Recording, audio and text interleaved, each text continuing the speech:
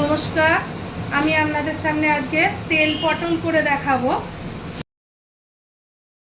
দেখুন, আমি পটলগুলোকে ছাড়িয়ে ধুয়ে নিয়ে দেখুন এদিকটায় আর এই যে দেখছেন এই দিকটা দুদিক এইভাবে ফালা করে কেটে পটলগুলোকে আমি ভেজে রেখেছি।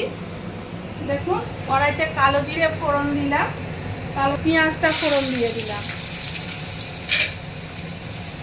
দেখুন,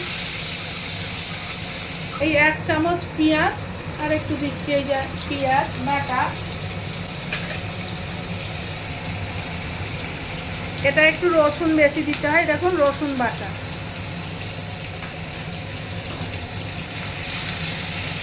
পরিমাণ মতন হলুদ, পরিমাণ মতন লবণ। এইবার আমি দেবো লঙ্কা বাটা, অতি সামান্য চিনি দেবো, কারণ এতে একটু একটু মিষ্টি মিষ্টি লাগে, ওই জন্য সামান্য একটু চিনি দেবো। পটলটা খেতে খুবই সুন্দর লাগে শুকনো ভাতে। এগুলো ভালো করে ভাজা হয়ে গেলে, খুব সাধারণ রান্না কিন্তু রান্নাটা খেতে খুব ভালো। দেখুন, আমার মশলা ভাজা হয়ে গেছে, তেল ছেড়ে দিয়েছে। এইবার আমি সামান্য একটু সর্ষে জল, এই যে ছেঁকে জলটা শুধু দেবো। এই দেখুন, খোসাটা দিই না আমি কোনো দিনই। এতে একটু তেলটা বেশি থাকে, ওই জন্য এর নাম তেল পটল।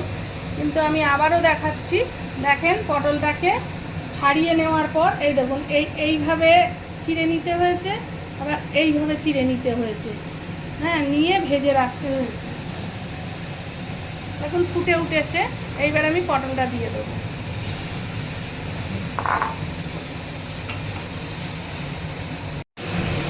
দেখুন, আমার তেল পটল মোটামুটি শেষের পথে হয়ে এসেছে তেল পটল। এইবার আমি পটলগুলোকে আস্তে আস্তে তুলে নেব।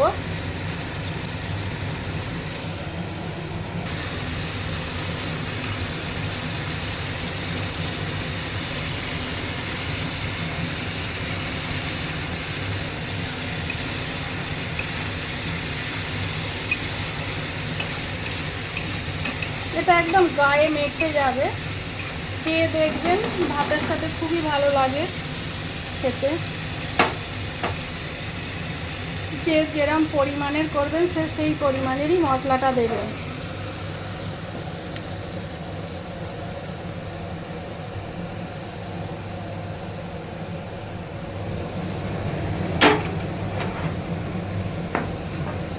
তেল পটল কমপ্লিট। অতি সহজে খুব সুন্দর একটা তেল পটল রান্না করলাম। আপনাদের যদি আমার এই তেল পটল রান্না ভালো লাগে, তাহলে আপনারা প্রথমে রান্না করে খেয়ে দেখবেন রেসিপিটা। যদি ভালো লাগে আপনারা আমাকে লাইক করবেন, কমেন্ট করবেন, সাবস্ক্রাইব করবেন।